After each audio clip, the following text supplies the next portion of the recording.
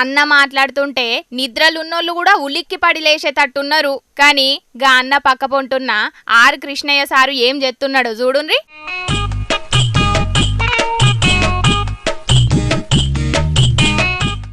ఓర్ని అవ్వా, గైన గంత గట్టి గొర్లుతున్నా కూడా గీనకు గది జోలపాట లెక్క అనిపించిందా ఏంది? గందుకే మంచిగా బజ్జున్నాడు.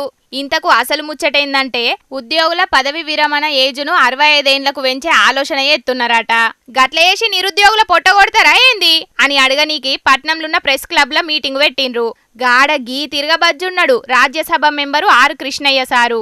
ఓ సారు లేవు లేవు. అరే రామా, లేవ్వంటే ముంగట గన్ని మైకులు కెమెరాలుండంగా గా అన్న గంత గట్టి గొర్లుతుంటే నీకు నిద్రెట్లా పడుతుంది సారు? లేవు, లేచేమన్నా మాట్లాడు సారు. అరే జర లేవు సారు, లేచేమన్నా మాట్లాడు. కాంగ్రెస్ పార్టీ అధికారం రావడానికి నిరుద్యోగ కారణం.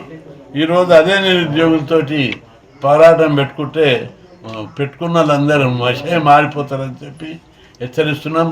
యువత యొక్క శక్తి సామర్థ్యాలు తక్కువ అంచనా వేయడానికి వీల్లేదు.